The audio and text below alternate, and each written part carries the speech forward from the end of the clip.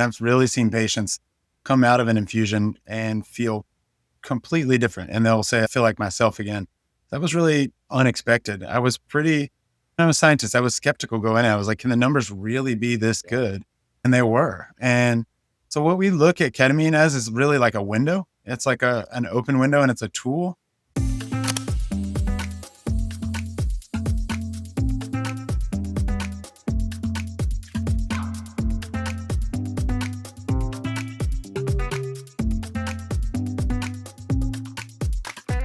Welcome back to Founder Mode, where we talk to builders who take big swings, especially when the world least expects it. Today, we explore what it looks like to go from practicing medicine to founding a modern mental health clinic.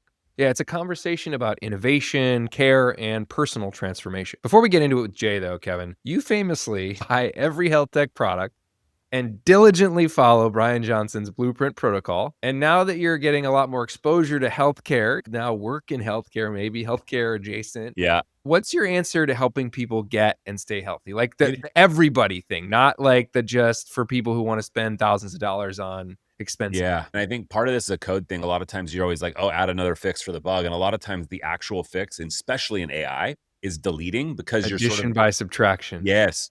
Yeah. So I think to your real question, which is, man, it's the sleep thing. Sleep, Eat real food. It's all the stuff that you stay away from the center aisles of the grocery store, right? Stay on the outside. And then walk your dog, right? Walk yourself, walk your dog, walk your family. Take the 10,000 steps or whatever it is. Take the stairs, man. My building is 4 flights, and you can take an elevator, but I just take the stairs. So when I see stuff, when I park my car, I park a little farther away. All the silly things you can do to add up a few hundred steps to your day. It adds up. Yeah. So I don't know, Jason, you started like a doctor house call app. You spent years working in healthcare yourself. What do you think the future's going to look like? It's weird right now, right? Because AI, there's like the accelerate. We talk about this a lot. There's the A cell and D cell crowds where it's like, there's going to be AI doctors in 5 minutes. And then there's the other people. It's no, AI is never going to be a doctor. The truth is, of course, going to be somewhere in the middle. But I think the reality that we're all facing is like hard to get appointments, hard to get through to the doctor's office. There's so many challenges in just getting good care. I'm going through something with my wife right now where it's like, she's got this thing, can't quite figure it out. Been talking to Chat GPT about it a lot. And she went to the ER and the doctor was very dismissive. Women's health stuff always dismissed. And it's the same refrain. History doesn't repeat, it rhymes. And with healthcare, I feel like where we're going to go is there is this kind of uprising of people being like, I pay so much money and I get worse and worse care and service. There is a breaking point, I think, for everybody. And so I'm hopeful, and I'm an optimist, a techno-optimist, that AI is going to be somewhat of a solution there, and that it will reduce administrative burden, that it will reduce the things that ChatGPT is doing for me right now as I ask it simple medical questions. Right. It says, I'm not a doctor, but that's fine. Like, I don't need you to be a doctor. I need you to give me the upper hand. Would you like me to script this thing that you're going to say when you go to the ER to be triaged so they see you right away? Like, does that stuff, that's super helpful. So what does the end state of that look like? Nobody has a crystal ball and knows, but to the extent that we can get better outcomes because we can optimize to care for sick people better, and we can better manage the time of providers and administrative people and just reduce the overall burden and weight on the system, I think that's where it's going. But I don't know. Should we start to get going with our guy Jay here? Yeah, Dr. Jay Motley spent more than a decade in medicine before stepping out and now building a new model for mental health. Yeah, let's jump into how that journey unfolded.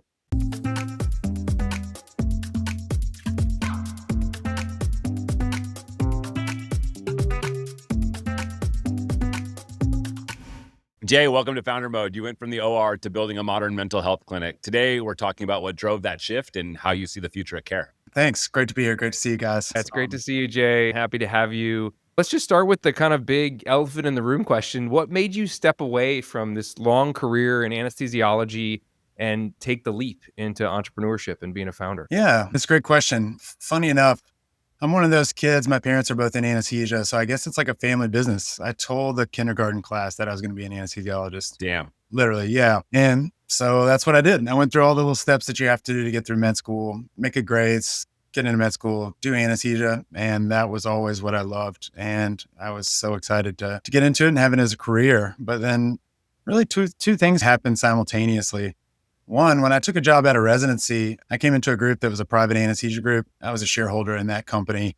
And It was amazing. We worked together as a team, built an amazing anesthesia practice. It had been going 60 years before I got there. And then we got taken over by a hospital system and I became employed overnight. So at that point, the writing started to be on the wall. Things changed. Wasn't about patient care as much anymore. We weren't making decisions as much as a team anymore. Decisions were coming top down. And I've always been entrepreneurial. And so that was the opportunity that I saw to make the switch. And, that partnered with earlier, a few years prior, I had lost my wife to colon cancer. And So sorry. yeah, it was definitely a surprise. She was a young woman, 26 years old when she got diagnosed. And ultimately ended up passing away a couple of years later. And that led me into really kind of trying to understand why would a 26-year-old otherwise healthy with no history of colon cancer get that. And I discovered lifestyle medicine, and that was part of the other reason that led me to change. Yeah, interesting. And then as you think about those sort of critical moments and thinking about what you were going to do next, like what were the key factors? I like how you said I was different employed versus a shareholder. I think is a big thing. And we talk about that a lot as a founder. But what was there like when you're like, hey, this is the thing, like the top things that you wanted to show up in this kind of new way of working, restarting again as a new practice? Yeah, as I thought about it, and after I went through what I went through, I understood. And you hear that time is your most important and most valuable asset. And it's one thing to hear it, and then another thing to actually experience it. And for me, after going through what I went through with Lindsay, I actually felt and understood how valuable time is and how you only get so much of it and you don't know when things will change. And the big turning point for me was when I started losing control of my schedule and losing control of my calendar. Beforehand, we had a lot of opportunity to trade shifts and there was some flexibility. And so that was what I was looking for out of a job. But when that started changing, that was definitely the big turning point for me.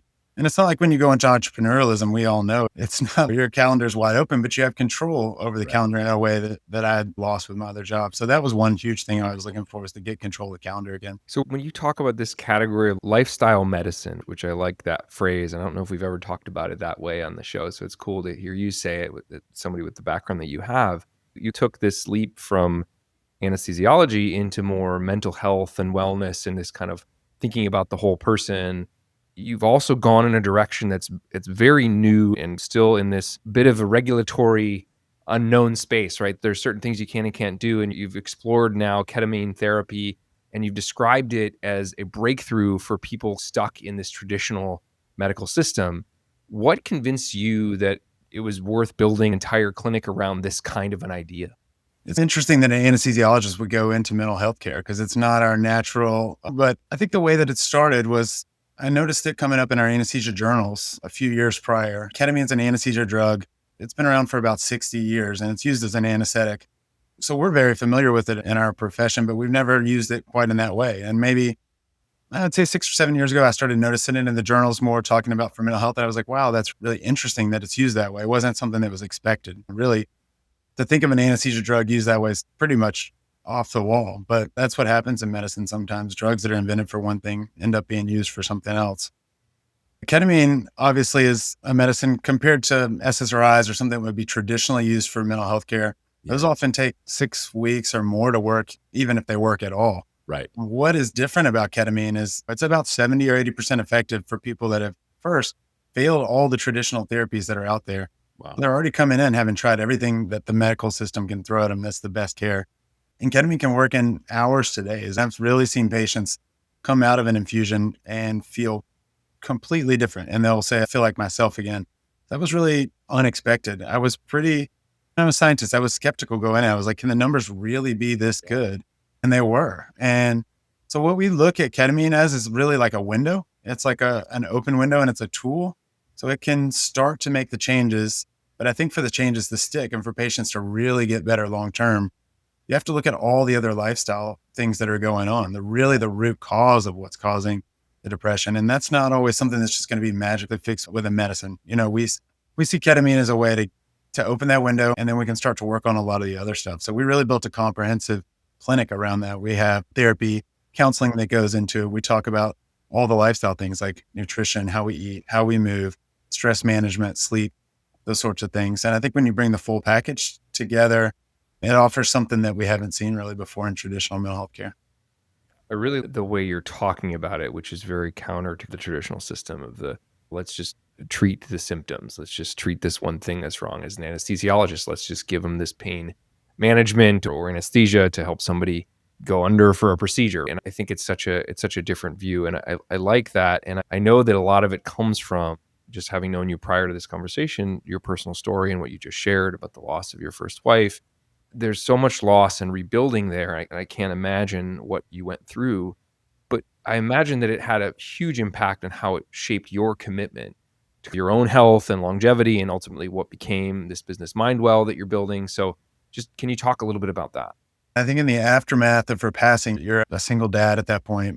She was pregnant with my daughter while she went through the treatment. And so we didn't really know what would happen to her. And thankfully she came out healthy and happy. And she's a 12-year-old, like wildly successful kid now. And we're so thankful about that. But I spent a few years there really soul searching and trying to figure out what happened here. What am I doing in medicine? Are we really helping people? And I've ushered thousands of people through surgeries, and we'll see the same patient over and over again. A diabetic that ends up having to be amputated and they come back in again and again. And I'm like, why are we not getting to the root causes? Why are we just putting Band-Aids on things? And so a lot of that was soul searching for me and trying to figure it out, and also coming to terms with what we went through from my own mental health care and getting through the loss of a spouse, and then what we went through with her at the end of life. It all seemed to just congeal. There's this medicine that's basically a miracle for people that are suffering from mental health care issues. I've also suffered and want to be able to help in that area. I'm an anesthesiologist, and it's a medicine that I'm comfortable with.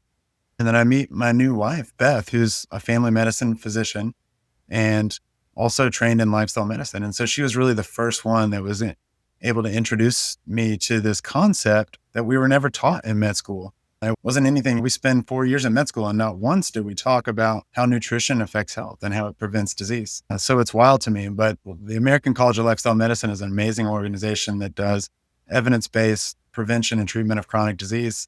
And thanks to Beth being a part of that and have it be a subspecialty for family medicine, I was also introduced to it and saw this as the exact thing that I've been looking for patients that I wanted to serve. And I got boarded in it, and I was able to build that concept into the mental health care practice that we have at MindWell. So you're a dad of 5 with 6 on the way, running a clinic, training for marathons. Like, how do you balance all this? Oh yeah, I know, that's funny, right? Balance. Okay, I'll say the number one most important thing is having an amazing wife that just does pretty much everything and takes care of a ton for you. I like to think we have balance. I get up at 5 a.m. pretty much every day. That's pretty standard for me. That's Welcome to the club. This is team 5 a.m. right here. All right. That's what I'm talking about. 5 a.m. is the time, man. That's my time.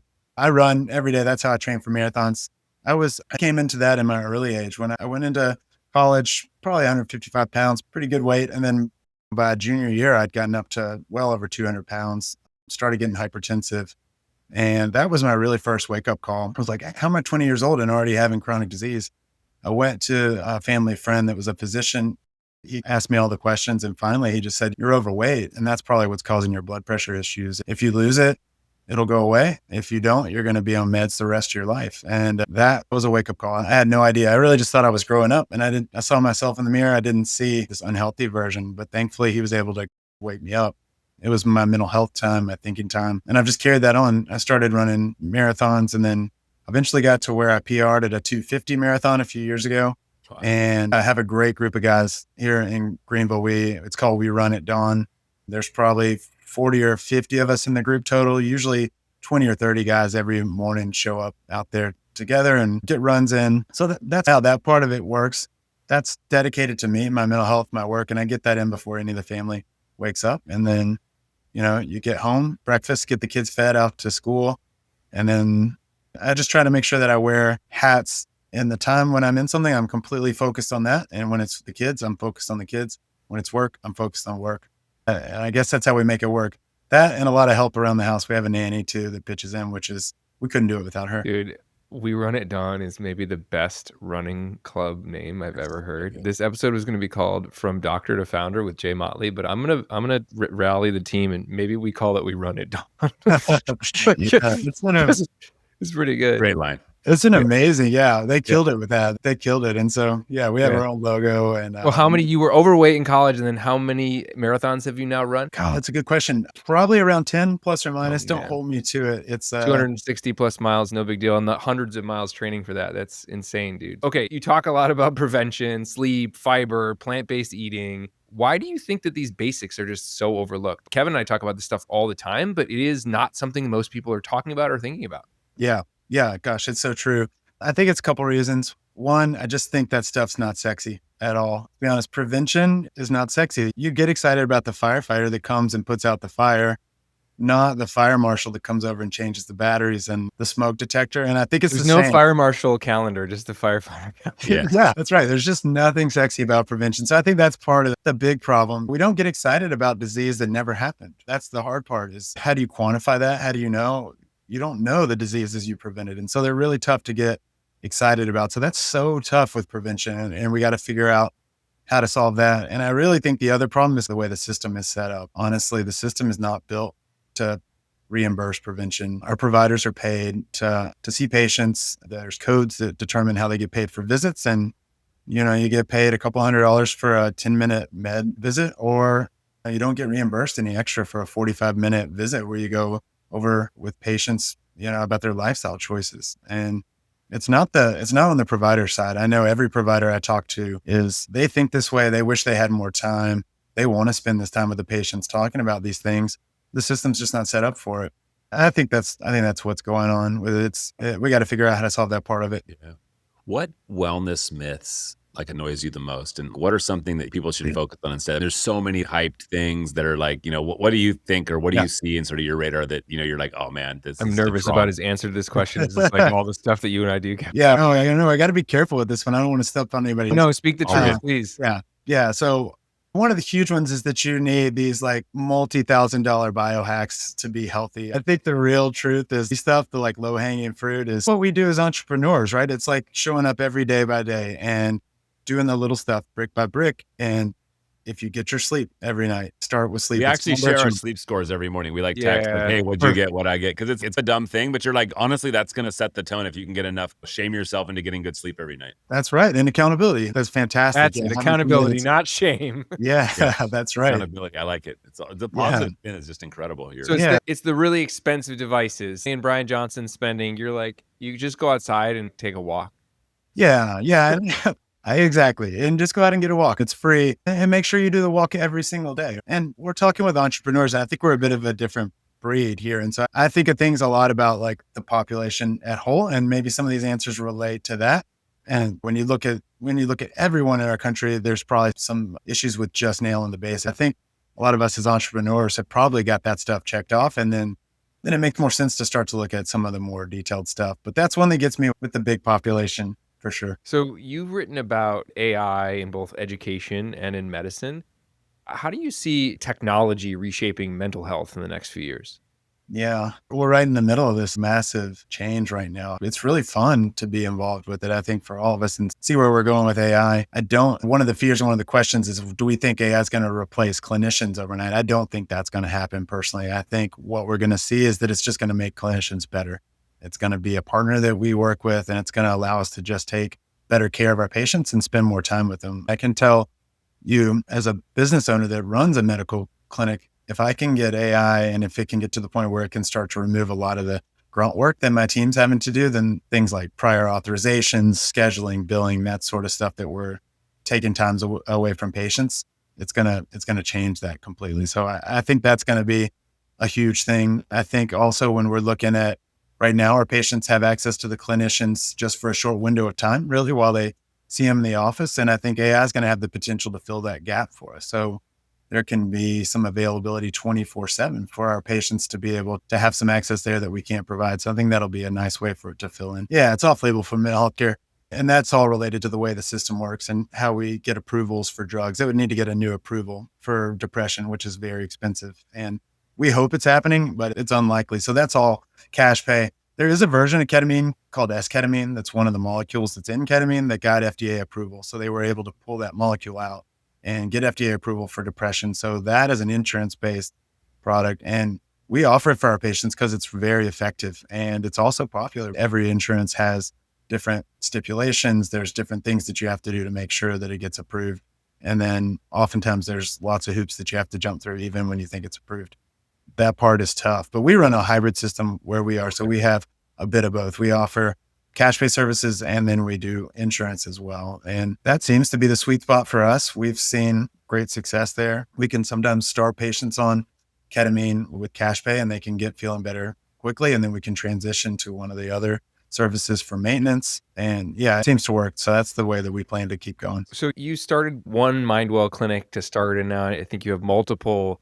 What did you learn during those kind of first 6 months, truly in founder mode, starting that first clinic that you wish you knew earlier in the process? Yeah, that was wild. Like thinking back to those days, you go in and you're learning everything on the fly. So yeah, I opened the clinic with one employee and one team member and me, and it was a front desk person and me, and we were doing everything. I built the website at first, got the logo, did the build out, everything. That's right. Every single bit of it. And the big thing I'm seeing now is when you start that way, you can grind it out and you can just do it all on your own and you can muscle through it and figure it out. But when you scale, you can't do that. And so you have to put some systems in place. And I think that's one of the big things that I learned is systems. And we're in the middle of building all those out now as we scale.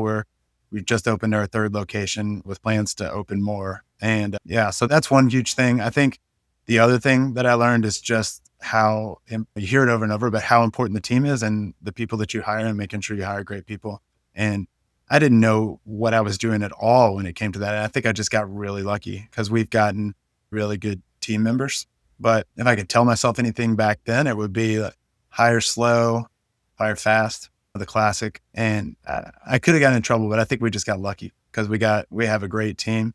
And we really built the company around this idea that if you hire really good people and you take care of them and you treat them really well, and it starts there, that they'll want to take good care of patients. They'll be excited to be there, excited to do the work they're doing. And it seems to have worked so far. Our patients love our team members and we get great reviews on Google and they're willing to share their experience there. So we've been really excited about that. Awesome. Jay, where can people follow your work and read your writing or learn more about your clinics? Yeah, I write on Substack. I'm on X and post some there, LinkedIn. So awesome. The usual spots. What's the website for MindWell's clinic? It's mindwell.com. We'll include that link in the show notes. We'll link to your Substack and your social profiles so folks can connect with you after. But just, man, thank you. This was really honest, inspiring, superhuman, actually, and just appreciate you joining us, Jay. Yeah, for sure. Thanks for having me. Awesome. Thank you. Take care. Dude, that was great. I think the most inspiring thing for me was just this calm demeanor of it's broken. I got this. We're going to go fix it. And to me, that was like everything you want in a provider partner in your health, to be like, man, it's just a calm, cool, collected vibe, but also really thoughtful in terms of, hey, look, like insurance can cover certain things. We're going to work with that where it can, but then where it can't, this idea of self-pay or sort of lifestyle can be other ways to help people get healthy holistically rather than just trying to say medicate. It's there is a way where you can approach that, where use medication. I loved the line of open a window. Like that was just a crystal line of hey, let's open a window so we can go in and figure out what else is going on and really solve that. Yeah, I feel like you and I are both really obsessed with this stuff and how can we max health, like health maxing, right? And get the most out of life, have good longevity, get to see our kids grow up and become parents themselves if they want to be, like just all that good stuff. And I feel like Jay, every time I talk to him, the same impression, because you just met him, but like I've known Jay for a minute and he's just so calm. And it's like, you want that in your corner. And like, also as an entrepreneur and founder, man, is it good to be mellow and chill, because when the world's going crazy and everything's on fire, you're like, all right, let's just go put out that fire. And he's like, oh, by the way, should we maybe get the fire marshal in here before there are fires? It's pretty good. So we touched on some of these just now, but Kevin, what were your top 5 takeaways for folks listening? Yeah. The first is like regain control of your calendar, right? Honestly, time is all of ours scarcest asset. Use breakthrough tools as wedges, right? Like how do you tackle those deeper root problems once you open it up? And then really designing around prevention, whether when the incentives and applause favor this firefighting. And then the last 2, this kind of prioritizing this free fundamentals, right? Sleep, movement, consistency. And then before you go chase any kind of expensive optimizations or add-ons. And then finally, you can really launch alone, right? You can be a founder and solo mode the thing, hero mode the thing, founder mode the thing. before scaling demands that now you got to put systems in place and hiring, and more importantly, hiring the best people to really build a team around you that can allow you to grow to the next level. And he's not the first person to say this, but hire slow, fire fast. Yeah. And we cannot say that enough on this show. So if this episode changed how you think about health or career transitions, share it with somebody else who needs to hear it. And don't forget to subscribe, leave us a review, and help new listeners find Founder Mode. That's it for today. Because building a life you believe in is the hardest and most important startup you'll ever run. And around here, we run it, Don.